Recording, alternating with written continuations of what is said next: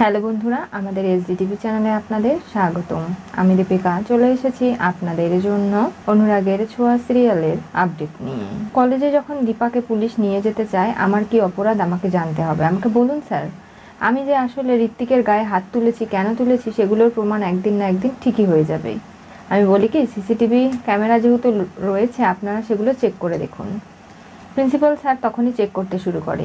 দীপান্বিতা যখন আসছিল, ইচ্ছে করে ধাক্কা মেরেছে ঋত্বিক। এরপরে তার পেন্সিলের বক্সটা হাতে তুলে নেয়। তারপরে দীপান্বিতার হাত ধরে তাকে নানাভাবে হেনস্থা করার চেষ্টা করে। তখনই নিজের রক্ষা করার জন্যই দীপান্বিতা কষে একটা চর বসিয়েছিল ঋত্বিকের গালে। আর সেটা নিয়েই বাড়াবাড়ি শুরু করেছে সে। কী ব্যাপার স্যার, দেখলেন তো আপনারা, কার দোষ বলুন এখন। আর তোমাদেরকে বলছি বৈশাখী আর বাকি তোমরা, আজকে আমার সঙ্গে যা হয়েছে সেটা কালকে তোমাদের সঙ্গেও হতে পারে। কিন্তু তোমরা এরকম করে মুখ চুপ করে থাকলে আয়নায় নিজের মুখ দেখাতে পারবে তো? না স্যার, দীপান্বিতা যা বলছে সেটাই ঠিক। ঋত্বিক ওর সঙ্গে খুব খারাপ আচরণ করেছে। কি ব্যাপার ঋত্বিক, এই কলেজটা হলো পড়াশোনা করার জায়গা, যেখানে ডাক্তার হতে সবাই আসে। তুমি ভালো মানুষই হতে পারোনি, ডাক্তার কি করে হবে? তোমার বাবাকে এক্ষুনি আমি ফোন করছি। মিস্টার হালদার, আপনার ছেলে কি শুরু করেছে বলুন তো?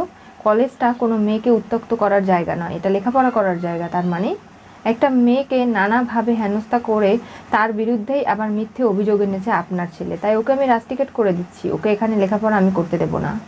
আপনি ঠাটিয়ে ওকে একটা চর বসান, আমি এখান থেকে যেন শব্দ শুনতে পাই।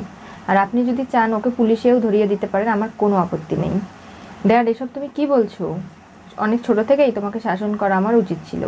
সেটা যেহেতু করতে পারিনি, এখন থেকে তোমাকে শাস্তি পেতে হবে। আমি রাখছি। দীপান্বিতা, তুমি আমাকে ক্ষমা করে দাও। আমি এ ধরনের অন্যায় আর কখনো করব না। আমি তোমার হাত ধরছি, পায়ে পড়ছি, আমার কেরিয়ারটা এরকম করে নষ্ট হতে দিও না। দেখো, তুমি আজকে যা কিছু ঋত্বিক করেছো, অন্যায় করেছো। তুমি এই কাজগুলো না করলে বেশ ভালো হতো। লেখাপড়ায় তুমি প্রথম হবে, ভালো কিছু করবে, সেটা তুমি সময় সাপেক্ষে দেখাবে। কিন্তু তার জন্য এরকম নোংরা মানসিকতা হওয়ার কোনো প্রয়োজন তো নেই। তাই বলছি, তুমি এখান থেকে যাও। অফিসার ওদের অ্যারেস্ট করে নিয়ে যান। স্যার থাক, আমি ওকে ক্ষমা করে দিচ্ছি এবারের মতো। এরপর থেকে নিশ্চয়ই তুমি আর এ ধরনের কোনো অন্যায় করবে না ঋত্বিক। তাহলে তুমি ভালো, আর না হলে কিন্তু এর ফল ভালো হবে না। দীপান্বিতা চলে যায়। পুলিশ যে যার কাজে চলে যায়। আজকে পরীক্ষাটা পর্যন্ত হলো না তোমার জন্য। সময়গুলো নষ্ট করালে এখন আবার সেই পরীক্ষা বসতে হবে। ঋত্বিক মনে মনে ক্ষোভ পুষে রাখে যে তুমি আমাকে চর বসিয়েছো দীপান্বিতা, এর প্রতিশোধ আমি নিয়েই ছাড়বো। তুমি দেখো না আমি কি করি, এত সহজে তোমাকে কি আমি ছেড়ে দেবো নাকি? সূর্য এবং দীপান্বিতা বের হয়ে দেখতে পারে জয় এবং লাবণ্য এসে দাঁড়িয়ে আছে। কি ব্যাপার তোমরা? হ্যাঁ, আজকে মনে হলো তোমাদের পিক আপ করে নিয়ে যাই। পারবো না আমি নিয়ে যেতে? কিন্তু মা, তুমি তো আসো না তাই। দীপান্বিতা দিদি, তুমিও আমাদের সঙ্গে চলো। ওই মেয়ে যদি আমাদের সঙ্গে যেতে চায় যেতে পারে, গাড়ির পেছনে ওকে বসতে হবে। থাক না, আমি চলে যেতে পারবো বাসে করে।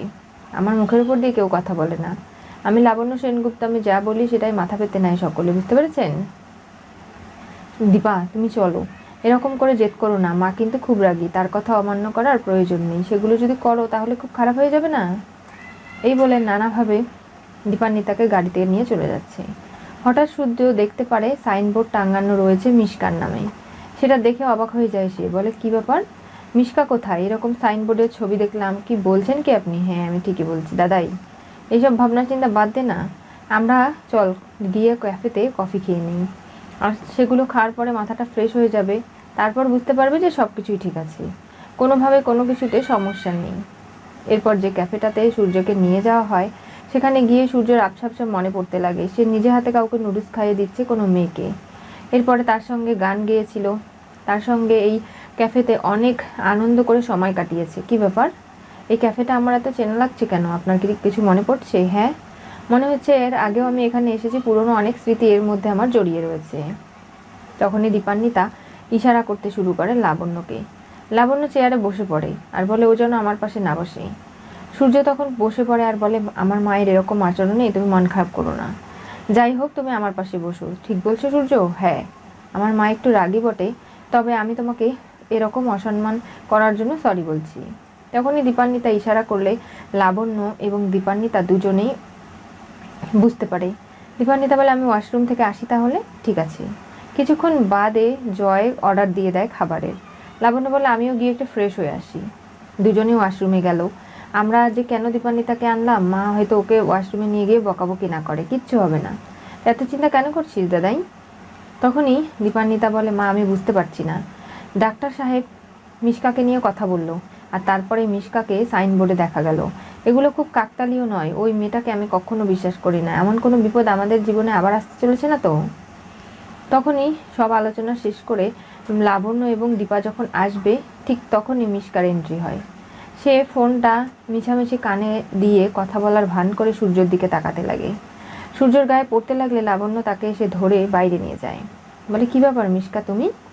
দেখুন, আমি মিশকা নই, আমি টিশকা, তার মানে মিশকার যমজ বোন। আমরা তো এর আগে জানতাম না মিশকার কোনো যমজ বোন ছিল, তাহলে এখন কোথা থেকে বেরোচ্ছে? দেখুন আন্টি, আপনার সঙ্গে আমার কিছু কথা ছিল। কি বিষয়ে? এই নিন আমার কার্ড, অফিসে দেখা করে কথা বলা যায় না? কি বিষয় আমাকে একটু বলতে পারেন?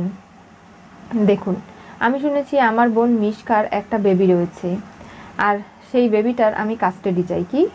এত বছর ধরে মিশকার বেবি বীর এই লাবণ্যর পরিবারে রয়েছে, বড় হচ্ছে, এখন কেন কাস্টাডি দিতে হবে? কারণ আমার বোন যেহেতু বেঁচে নেই, মা বাবাও নেই, তাই গার্জিয়ান হিসেবে আমি কিন্তু ওর কাস্টাডি পাবো। আপনি 7 দিনের মধ্যে আমার সঙ্গে যোগাযোগ করুন, তা না হলে আমার লয়ার প্রসেসিং মেনে আপনাদের সঙ্গে যোগাযোগ করে নেবে। আমি চাই না বিষয়টা আরও বেশি ঘোলাটে হোক। টিশকা, তোমার হাত ধরে আমি অনুরোধ করছি। দেখো, আমার ছেলেটা অসুস্থ, তুমি যদি একটু মিশকার বেশে ওর সঙ্গে অভিনয় করতে তাহলে খুব ভালো হতো। তার মানে আমার ছেলের একটা অ্যাক্সিডেন্ট হয়েছিল, স্মৃতি নেই, এই সময় ও মিশকাকে খুব মিস করছে। তুমি যদি ওর মিশকার সঙ্গ সেজে ওর সঙ্গে লেখাপড়া করো, ওকে যদি পুরনো কথাগুলো মনে করিয়ে দাও, তাহলে খুব ভালো হয়। এসব কি বলছেন আপনি?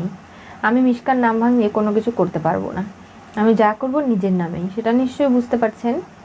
আর আমি জানি মিশকা খুব একটা ভালো ছিল না, তাই ওকে নিয়ে কোনো কথা বললে কেউ ভালো চোখে দেখবে না। মিশকার বোন এরকমও হতে পারে? মা, এসব কি হচ্ছে? আপনি ডাক্তারবাবুর দায়িত্ব মিশকার হাতে কেন তুলে দিচ্ছেন? আর এগুলো করতে গিয়ে আমরা বড়সড় বিপদে না পড়ে যাই। দীপা, দাঁড়াও তুমি, আমি কথা বলছি তো। নানাভাবে টিশকার কাছে অনুরোধ করে লাবণ্য যে আমার ছেলেটাকে সুস্থ করতে তোমার প্রয়োজন, তুমি পারবে না আমাদের বাড়িতে গিয়ে মিশকা সেজে ওর সঙ্গে থাকতে? আর তারপরে আমার ছেলের যখন স্মৃতি ফিরে আসবে, তখন না হয় তুমি বীরকে নিয়ে যেও। দেখুন, আমি এগুলো করতে চাই না, কারণ এগুলোতে রিস্ক রয়েছে। আমি একজনের ইমোশন নিয়ে খেলতে পারি না। মিথ্যে কথা বলবো কেন আমি, বলুন তো? এরপরে দীপা বলে, মা ভেতরে চলুন, ডাক্তারবাবুর সন্দেহ হয়ে যাবে, আমাদের এতক্ষণ এখানে থাকলে চলবে না। ওদিকে সূর্য অস্থির হয়ে উঠছে। দীপা এবং লাবণ্য ভেতরে চলে যায়। তখনই মিশকা ভাবে, এবার লাবণ্য সেনগুপ্ত আপনি নিজে সূর্যকে আমার হাতে তুলে দেবেন এবং আমি যেভাবে খুশি সেভাবে সূর্যকে পরিচালনা করব। দীপা, তুমি এখনই আমার ফিরে আসাতে এতটা ভয় পাচ্ছ, কষ্ট পাচ্ছ, এরপরে দেখো না কি হয়। দীপা ভাবে, এই মিশকা মেয়েটাকে আমি কোনোভাবেই বিশ্বাস করতাম না, যে আমার জীবনটা ঘেঁটে দিয়েছে, নানাভাবে আমার জীবনটা উথাল পাথাল করেছে, সেই মুখ, সেই চোখ, সেই মানুষটাকে আর কখনো বিশ্বাস করব না। তার যদি যমজও হয়ে থাকে তাও না। আর মিশকা ভাবে, মিশকা সেন ইজ জিনিয়াস, তাকে কখনো হারানো যাবে না। সেটা মিশকা আবারও প্রমাণ করে দিল। সে বেঁচে আছে, কিন্তু তার কেউ কোনো ক্ষতি করতে পারবে না। এখানে কফি খেয়ে দীপা চলে যায় লাবণ্যর বাড়িতে। সেখানে বলে, মা আপনি বুঝতে পারছেন না, হঠাৎ করে ডাক্তার সান্যাল এখানে নেই, তার মানে ওনার কোনো বড়সড় বিপদ হয়নি তো? আর যে ডাক্তার নতুন এসেছে সে কিছুদিন আগেই, কয়েক ঘন্টা আগেই আমাদের মিশকার কথা বলল। আর এই মিশকার ছবি ডাক্তারবাবু দেখতে পেলেন, বোর্ডে লাগানো রয়েছে, সাইনবোর্ডের ব্যানারে, এবং আমাদের সঙ্গে মিশকার দেখা হয়ে গেল। এগুলো কাকতালীয় হতে পারে না, আমরা বড়সড় কোনো ষড়যন্ত্রে পড়ে যাচ্ছি। আর বীরকে যে ও নিজের করে পাওয়ার কাস্টাডি নিতে চাইছে, আমাদের টেস্ট করাতে হবে যে ও আসলে সন্তান জন্ম দিয়েছিল কিনা। মিশকা সন্তান জন্ম দিয়েছে, টিশকা তো দেয়নি, তাহলে সেটাই প্রমাণ হয়ে যাবে। এরপরে সত্যি মিথ্যের খেলা সবটাই গুলিয়ে যাবে না। লাবণ্য ভেবেও পাচ্ছে না যে আসলে মিশকা কত বড় ষড়যন্ত্র করছে। সে তো বেঁচেই আছে, শুধু লাবণ্যদের অনুমতি নিয়ে এই বাড়িতে আসা মাত্র। দীপা অনেকটা ভয় পাচ্ছে যে আসলে কি হবে কি হবে না, সবকিছু মিলিয়ে কি হতে চলেছে অনুরাগের ছোঁয়া সিরিয়ালের পরবর্তী টুইস্টে। মিশকাকে সূর্যের সহপাঠী করে রাখতে লাবণ্য মরিয়া। দীপা শুনে ঘাবড়ে গেল। আসলে আজকে লাবণ্যর সামনে যেভাবে মিশকা চলে এসেছে, আর নিজের ছেলে অনেক দিন যাবৎ অসুস্থ, তাকে সুস্থ করতে সূর্যকে নানাভাবে মিশকার কাছে কাকুতি মিনতি করে। আর মিশকা তো এই বিষয়টাকেই নজরে রেখেছে। সে জানে যে লাবণ্য সেনগুপ্তই একমাত্র পারে সূর্যকে তার হাতে তুলে দিতে, আর সেই কারণেই এইসব নাটক অভিনয় করছে। দীপা একটুও মিশকাকে বিশ্বাস করেনি, কিন্তু লাবণ্য বিশ্বাস করে ফেলেছে। নানাভাবে দীপার কথা উপেক্ষা করে হলেও সে মিশকার কাছেই বারবার নিজের ছেলেকে তুলে দিতে চাইছে সুস্থ হওয়ার কারণে। মিশকা জানায় যে বীর ওই বাড়িতে আছে, ভালো কথা, কিন্তু সূর্য যেহেতু অসুস্থ, গার্জিয়ান হিসাবে সূর্যই শুধু একমাত্র আছে, তাহলে বীরের পরবর্তীতে কোনো অসুবিধে হলে এগুলো কে দেখবে? তাই টিস্কা এই সমস্ত দায়িত্ব নিতে চায় বাচ্চার। দীপা দিতে রাজি নয়, কারণ ছোট থেকে বীরকে সেই কোলেপিঠে মানুষ করেছে, এখন তাকে দিয়ে দিতে যে কতটা কষ্ট হবে সেটা জানে। আর টিস্কা নানাভাবে এখন বীরকে যত্ন করে বড় কোলে আগলে রাখতে চাইছে, ভালো শিক্ষা দিতে চাইছে, কিন্তু নিজের মতোই যে কুমন্ত্রণা দিয়ে জীবনটা শেষ করে দেবে সেটা খুব ভালো বোঝা যাচ্ছে। সূর্যের কাছে এবার যেভাবেই হোক না কেন টিস্কা এসে পৌঁছাবেই। আর কি করেই বা দীপা এদিকে জানতে পারে যে আসলে ইরা কিছু কাগজপত্রে সূর্য সই করিয়ে জমা করেছে কলেজে। আর সেই বিষয় নিয়ে দীপান্বিতা খুব চিন্তিত হয়ে রয়েছে যে কি কাগজে সই করলো আর কি ধরনের কাগজ, সেগুলো কিছুই জানে না।